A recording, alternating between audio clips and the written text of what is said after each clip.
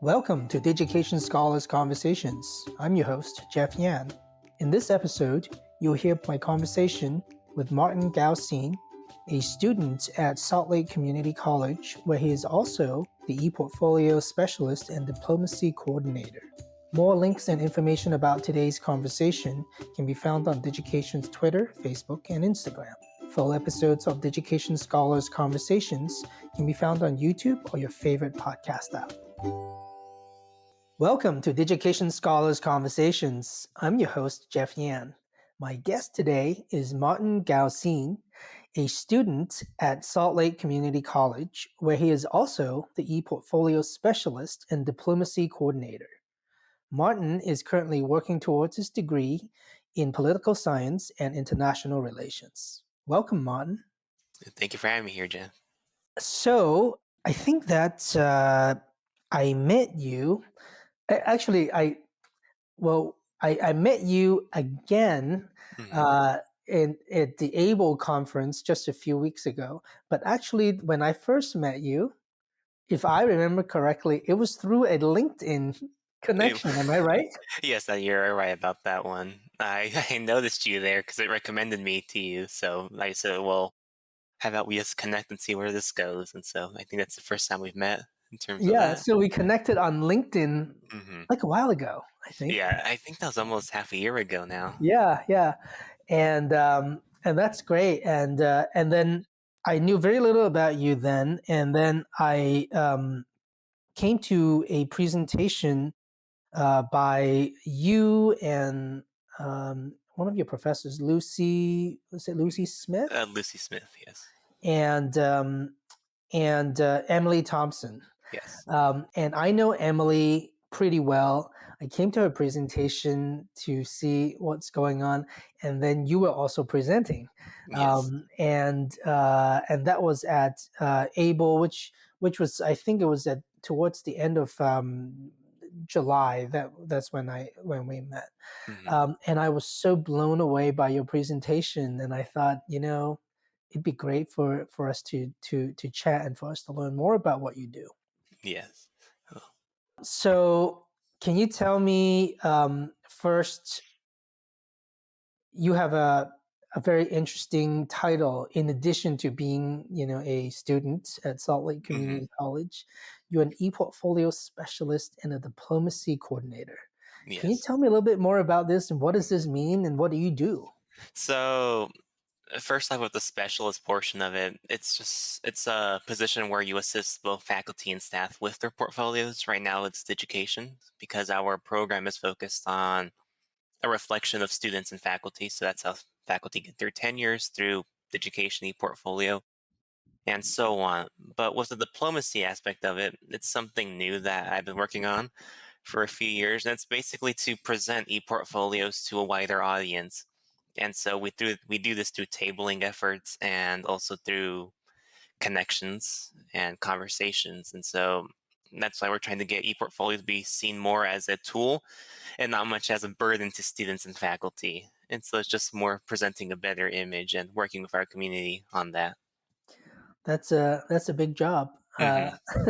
So you must come across lots and lots of students and faculty members around. How many people work on this? Is it just you, or are there other students as well? So right now it's just me because it's still in its infancy. Tomorrow we have a tabling event at the Mexican consulate here in our state. But hopefully we can add more specialists on board because it's also something that we think is of importance to our job and to our college and community.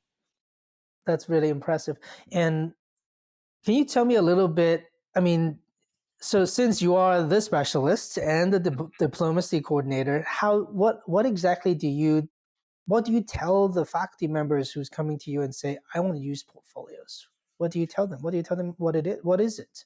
So whenever we always get that question, why do I have to do this? It's too much work, or what's the purpose? We always tell them that the future's going to be all technology based. Everything uses websites. It's highest paying jobs. But we also focus on the aspect of, well, there's a benefit to you. You learn new tools and new ways in order so you get a head start on your education, the economy, and your employment. as I mentioned before, faculty need to make an e-portfolio so they could get tenure and get their position. So we say, yeah, you may hate it, but think of the benefit. And so that's kind of where we stand. But we work on it to ensure that everyone gets it done. So how do you think, what are some of the things that you can see if you have a magic wand, what are the things that will make it an enjoyable learning tool? I think that's kind of what you were saying is a tool more than Mhm. just presenting your work, right? Yes. So the way we do that is that the college has a focus on your entire time here at the college. So not just course by course, it goes through the entire length. And so what we do is that we make sure that each course has a reflection of them as well as their final assignment to show their progression as a student to say, hey, I may have started in a really bad place at the beginning of the semester, but look at how I've grown or what have I struggled with, what have I learned. And we also work on inclusiveness and welcoming atmosphere with our offices as well. So we've kind of rebranded everything again so that everyone feels kind of welcome to come into our offices and work on things besides ePortfolio. So that way we get a better presentation of ourselves. And so that's one way of how I think that it's been going a lot more smoother than it was before. That's so interesting because one of the sort of popular goals and learning goals that and also hopefully the results that people get out of using portfolio is this Mhm. idea of integrative learning, Yes. being able to make connections between the different things that you do in life, but Mhm. that reflects itself to your job and your approach as well. So you're Yes. also saying we want to be a more integrative office when people come in Yes. to work with us. Mhm. It's not siloed into, all right, you step through this door, you're doing portfolio only, but it could be Mhm. a lot of other things that they might be trying to do, right? Yeah, and that's the thing that we've been working a lot on. So Salt Lake Community College has the premier ePortfolio program, I think, here in the West or in the whole United States, because we started really early in the early 2000s, and then we were implemented officially in 2010. So we've had a lot of time, but we've never really broken out of the shell of being a really diverse tool. More Mm. so, just you have to do it because you have to do it. You still have to do it, but we also want to offer a bit more flexibility, also a welcoming atmosphere, and showing that you can get a strong foothold with the future when you learn these abilities and tools. And that's kind of how I started off with my own websites. I first started with Digication and then I jumped around with other sites, and that's how I've helped other organizations make their own websites. And so I think there's a strong benefit. Yeah, it's amazing. I'm glad. Can you tell me a little bit about other websites that you've made since? Yeah. So the ones I've done one for a local religious society here, which is the Society of Bosniaks here in Utah. They were my first actually website that I made officially, and it's still up right now. It's bosniakutah.org. That's my first one, and then the second one I have is one for a sports bar actually that I've been working on, which is it's been going pretty well actually. But think I learned a lot through my time with Digication. It's been really good. And so right now I'm almost finished with that second website because I've used some more tools and I'm excited for that update that you're rolling out. And so for the point after bar that I've been working on, I use a lot of the emphasis that Digication focuses on. So a more linear guide, but also of more complex attributes to it. And so those are two of the major ones I've done so far. But I've also just been doing smaller things around too. Yeah, well, congratulations. I mean, Thank you. it's from what I have heard from our mutual friend Emily Thompson, who also is from Salt Lake. She had said that you've worked on a lot of different templates and helped out so many people, Yeah. with that work as well. Hmm. I wanted to ask you a little bit about, I want to sort of veer off from portfolios to a little bit of, who you are, and, you're doing political science and international relations. You already talked about, sort of, this. the idea of you, working in the community, right? Um, what are some of like give me a glimpse of what uh, a what a modern college student's life looks like. Um, you are hoping to get your degree. What are some of your passion and what are you trying to achieve? In terms of passions, I'd say that I really enjoy history. I love reading. I love following up with politics and what's in the news. Although it's not really much of a modern sense of view, some people might argue it's a pretty old-fashioned way of seeing things. But I'm always interested in what's going on in my community and in my state and my country because I think it's important because what affects us as a whole community will affect us as an individual. So that's why I focus so much on community because I think that we're strong as individuals, but we're also stronger as a community. So I like to work on things that I think I'm passionate about and what might attribute to greater change. And so that's important to me. That's very well said. And by the way, don't take that for granted. And I will let you in on on a little some little bit of history that I've seen as well. I'm a little bit older than you, and when I was in college, I would say when I was your age, certainly there are people who are interested in community building and and and being in of service, to the community. Mhm. But the I would say that just observing what a lot of young folks like yourself is doing, you you might be the generation who's doing a lot more than previous generations. So you were saying that well, it's not that new. I guess I look at the news, etc. I got to tell you that when I was your age, um, I was probably not looking at the news nearly as much. Um, and I don't want to say that there was nothing happening, but it just felt like that it was none of our business. Mhm. Um, and I think that in the last in recent our recent political history has been very dramatic, and has created a lot more, um, is very it there's a lot of divides between different tribes, Mhm. a lot of divisions between different tribes of beliefs, and and that might have created more of a sense of urgency for someone like yourself who feels like, hey, listen, I put some effort into doing this because it Mhm. impacts our community and impacts me, right? Yes. And right now, everything's so divided. And so we must remember that despite divisions and despite what we might consider to be irrevocable differences, I still think that as individuals and as people, we can still come together even if it's the most minute thing that we can think of. I still think that we're better than what we're portrayed as, and so we should embrace that.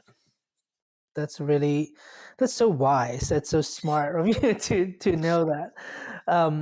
Because it sometimes does feel a little bit like, almost like supporting a sports team but blindly, Yes. like, and that tribalism is it could be quite toxic because you may not even believe in everything Hmm. that that goes on in this tribe, but because you're in that tribe, you feel the obligation. Yeah. um so I know that you had, what I wanted to try to get a sense of is some of the things that you probably worked on in sort of ePortfolio. I think that you had, in your presentation, talked about like reflection. Yeah. Um, how does that? First of all, do you want to tell us a little bit about that presentation that you did? I mean, it was great to see one of a student coming in to present at Able, which is a annual conference for ePortfolio professionals. and so seeing you there, was great. You want to just give us a really short sort of summary of the kind of things that you talked about? Yeah, so it focused on what we're talking about today, but also about the aspect of reflection. And so for us over here at SLCC, our main focus is on reflection and on personal development. And so what we like to focus on is seeing how, as a student or as a faculty member, you can grow and achieve more than what you set out for yourself. And so I also focused on a lot as to how you can use your ePortfolio as a means of change within your community and change between yourself and your institution. And so I think that's more of a nutshell version as to what I talked about, but I think that's the main essence of it. And so that's why we focus a lot about on ePortfolio is just what you can do differently and how you can grow. That it's I love that. Have you felt like that um, you've seen that happen with the students that you work with or faculty members that you work with? I think there's been the growth in positivity. It's still not at 100% Uh-huh. because there's lots of people who consider it to be extra work, but Mhm. we've seen a decline in that because we've made it so intuitive within each course Mhm. that requires and the ones that don't require it, such as updating templates and making new ones, and also making them accessible in different languages. And so I think there's been a positive shift, but there's still a lot more to work on still. I love that. Can you give me? I wanted to get a little some examples of, what students will do. That what are some examples of an interaction with students that had made you felt like what you've done has made a positive impact in their lives? Yeah, so typically students may come in here rushing in panting because they're saying, "Oh my gosh, I have to submit an assignment, but I don't know how." And so we assist them real quickly as fast as we can to ensure that they can jump into their class before they have to turn it in. And so I think that after they're finished, they tend to say, "Oh my gosh, thank you, you're a lifesaver." Or sometimes they've given us letters, anonymous letters saying thank Wow, you and things like that. And so I've noticed that it wasn't that common before, but now it's a lot more common seeing how that shift has occurred. And so I think that's a really good indicator as to what we've done differently and how we've improved. that's really great. Now for yourself, I mean, you've talked very eloquently about reflection and thinking about it as ways to grow and make changes. Have you noticed how you've grown and are making changes in your own life? I'd say I have. So when I first started my Digication ePortfolio, I kind of tossed it aside a little bit because I just said, well, what's the purpose of this? I don't see any need for it besides it being a mandated requirement. But when I saw an opening for the position here at our ePortfolio department, I started working on it and I started to see the intricacies of it and how I can use it for each of my classes and how it allowed me to reflect on my struggles, what I've done better, what I do outside of my class. And so, with how we update the templates, we've also made sure that your outside of life reflection also carries weight with your own in the class sessions. And so, I've noticed major change into how I perceive my college experience here. And I think it's for the better, because sometimes college is very stressful for people. And so I Mhm. think it's a good way of venting your frustrations or your fears and the such. And so I think it's a good change of pace in that. I love that. There's one part of it, that very last part of what you said is so authentic to me because sometimes I think that students are sort of under this impression the portfolio has to be the most polished, sort of best self. Hmm. But sometimes it's also just, a sort of a space you can set aside that you can grow. Yeah. Um, and that reflection sometimes um, may not look that polished. It may not be intended for everyone to see and then realize that you had a breakthrough. But Yeah. what matters is that you had that breakthrough, right? Hmm. And that's what we, as I say, we like to focus on that. And it also helps students financially, since we offer a scholarship I believe every fall semester, and then now we're also doing a book waiver every month for students who present certain intricacies of their e-portfolio, such as reflections or coursework and the such. And so, Mhm. what we just think it's important for students to also get a benefit Mhm. besides the educational aspect of it, and to also get a assistance in terms That's of really that. amazing that Salt Lake Community College has done that. Hmm. You've got some amazing leadership at at Salt Lake who have fought, you know, just fiercely at making it a positive impact for the students. And Yeah. I kind of feel like that there are, one of the things that people tell me, and also statistically shown, at least nationally, that many students don't complete their degree in community colleges. Hmm. Many students don't complete their degree in many colleges anyway, but in community colleges, it's especially difficult. And I'm sure you see that. You have classmates, I'm sure, who may have multiple jobs, who may have other Yeah. obligations, and it is not easy. Hmm. Um, I often hope that sometimes that you are sort of asked to, made to, encouraged to do your portfolio, but at the end of the day, maybe you get something out of it that makes you feel like this is worth pursuing. Yeah. Because with us over here, you get a wide variety of people from different backgrounds and struggles. And so I've seen students here that were formerly homeless or working multiple jobs or working from Alaska. I had a student before coming from Alaska with struggles from his e-portfolio. And so it also allows you to see what can I do better as a specialist and what can I do better as a student and as a member of my city and of my state, because what they're struggling, you can't be surprised that one day you might experience it yourself, or you might see more people who have to go through that. And so I think that although ePortfolio is a really complex tool, I'd say in the not really true sense in terms of complexity, but in a more honest sense, is that it allows us to see what students may be going through and what we can maybe do to assist them or lead them to assistance.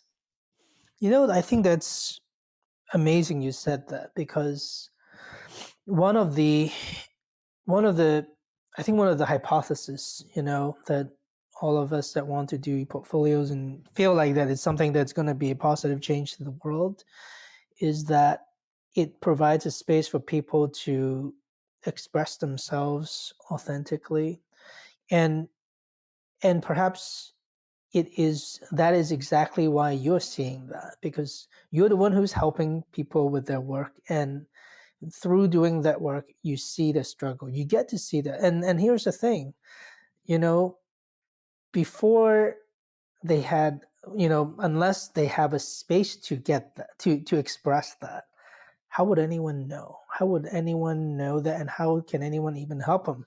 Yes. And that's why, well, here we do it in the sense that you introduce yourself. And so you're right about what you've gone through in life. Maybe you got married, maybe you had a divorce, maybe you recently graduated high school.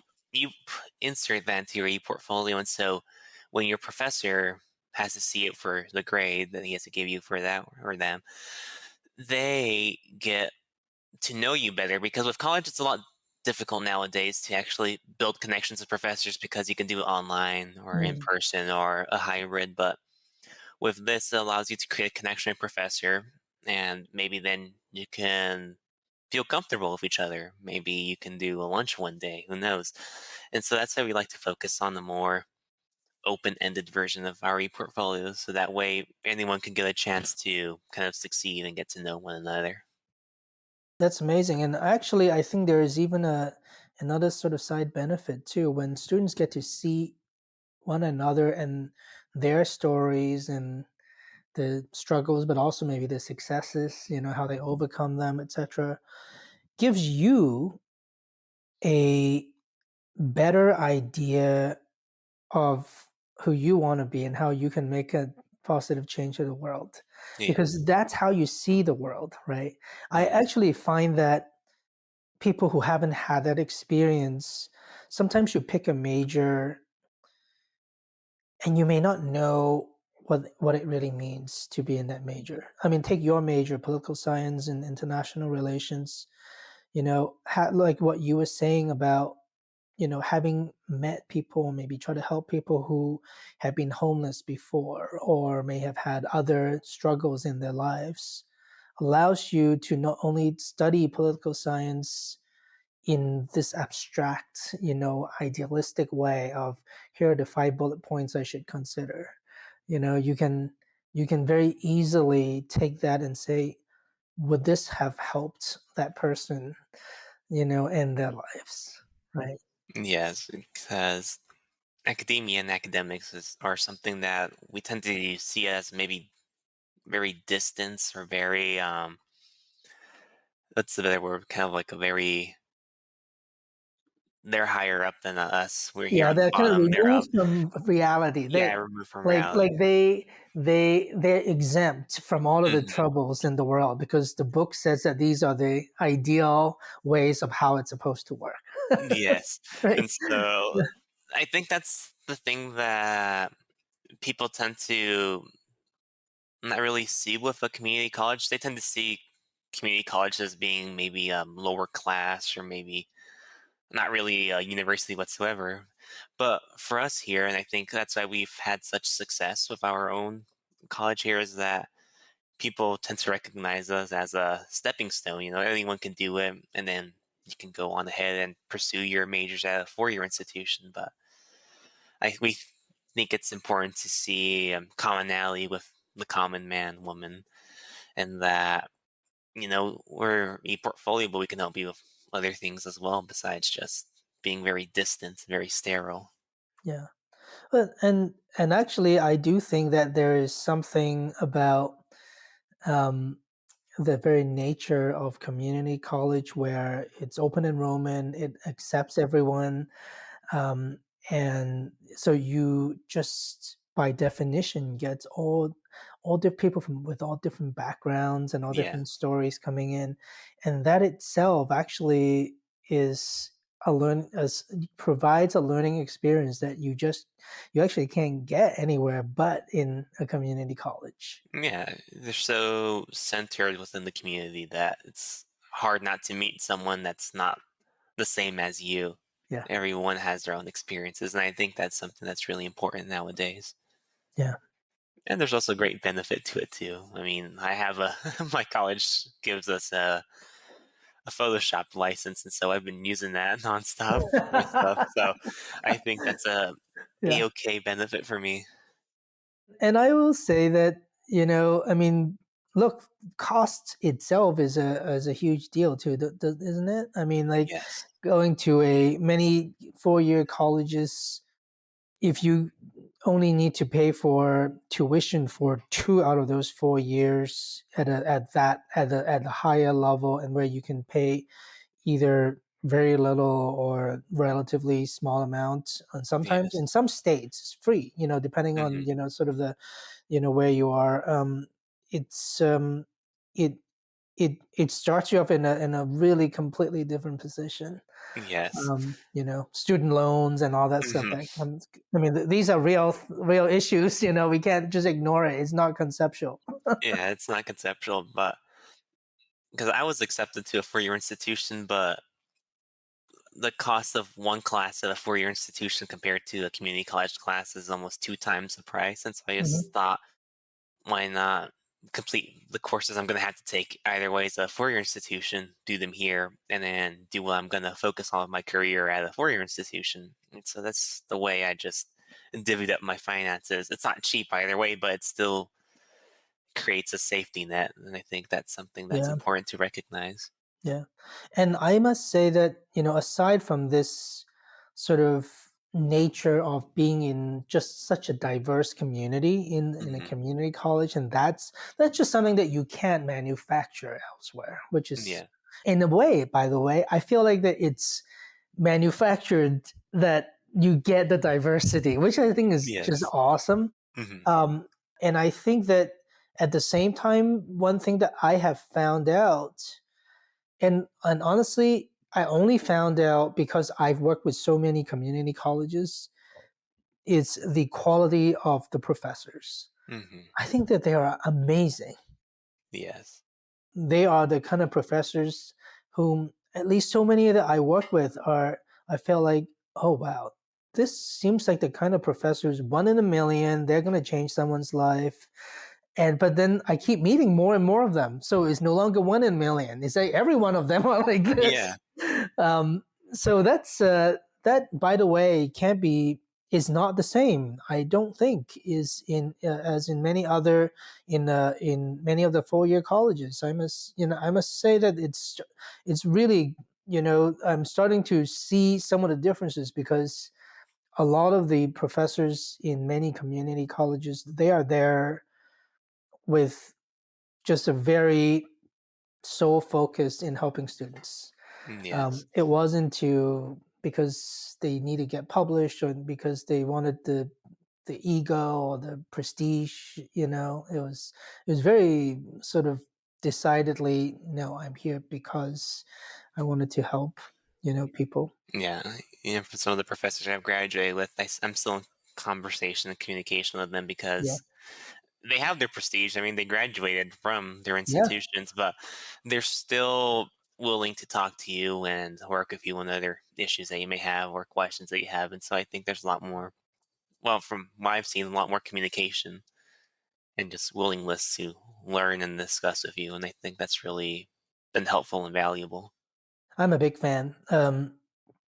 I think that there's also something that I feel like has been fundamentally has changed my life when I experience the education experience that I had. I felt like that when I was a young child. I used to live in Hong Kong, and the education system there was um, sort of if there was a continuum of extreme amount of content acquisition to just learning to be someone who knows how to learn. Hong Kong was all the way to the other side of it, which is no reflections, no nothing. You need to Yeah. memorize everything, and our exams were literally to test whether we memorized a really thick book. Yeah. And that was it. If you memorized it, you get 100. If you don't memorize it, you get a zero. Yeah. It's very sort of cut and dry.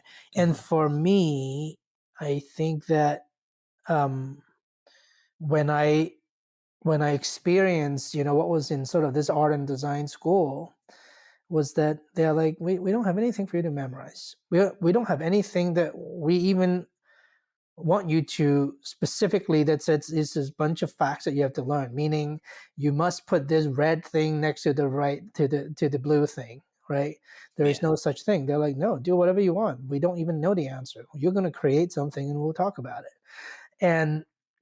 And so for us, it was all about coming up with a process to deal with the world. Hmm. And you kind of spend 4 years keep trying to refine that and figuring out how you see the world in your own perspectives. And um, so that for me was a big change. I didn't expect that to be applicable to the world until I started to talk to all these other people in different disciplines, right? In the Yeah. STEM field, in all kinds of fields that says, no, we don't want to keep teaching content either. There's first of all, there's an infinite amount of content that you can Yeah. teach. There's no way to learn it all. There's, of course, sort of post Google world, you can kind of get access to a lot of that content as well. It's different. Knowing the content beforehand and having to look it up is different, I think. But the privilege of being able to look it up very easily does give rise to a different tip to balance a little bit. You kind of don't have to know all the content up front, and you actually still you still didn't lose the advantage because you actually can look it up fairly easily. And then if you are smart and you can figure out how to process the information, actually that's what's even more important. And so that's what I saw. What do you think about that? Do you see that in your life? I think I do. Right now, we're at the crossroads, I'd say, in Mhm. which these big decisions are going to have to be made because I remember using Windows 98 first, because I was born in the 2000s, but that was our first computer that we had. And so just seeing how there's so much information that one can learn, but but there's a lack of time that you can teach it. And so I think that that's going to be the debate that's going to occur, I think, sooner rather than later. And just seeing how this traditional sense of education has shifted into this more technological sense, I think will be different. Because as you mentioned, you were born in Hong Kong, correct? Yeah. British Hong Kong?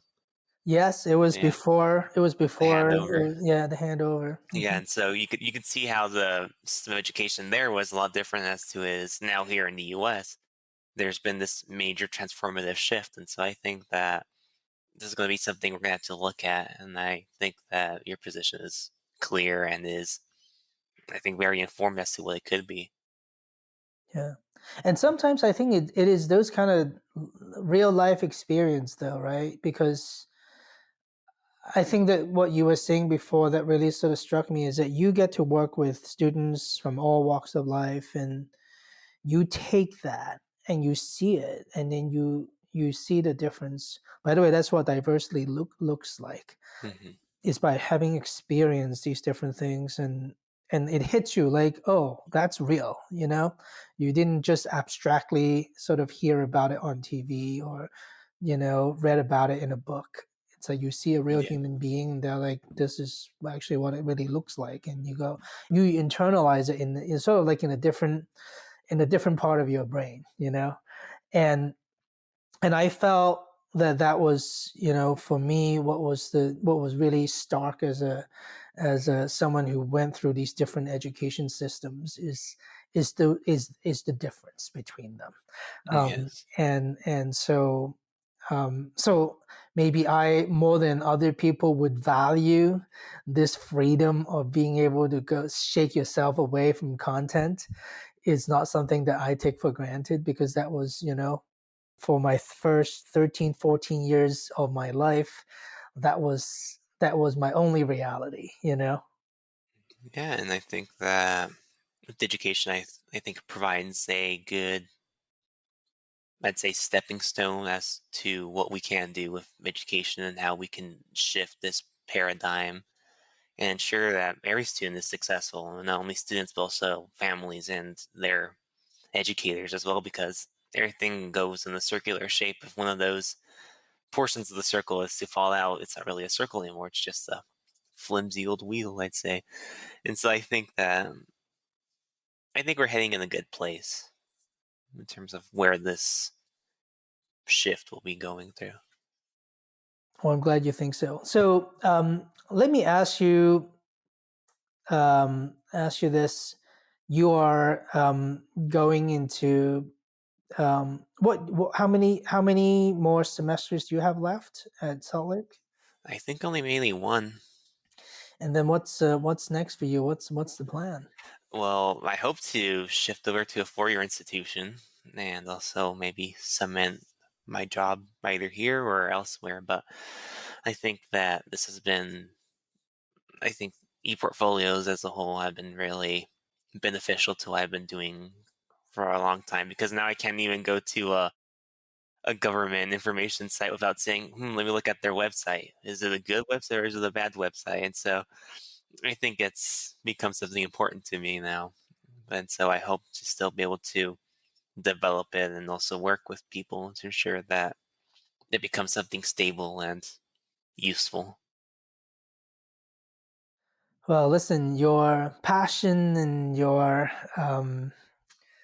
just your willingness to put so much effort and so much thoughts into what you do is just unbelievably impressive.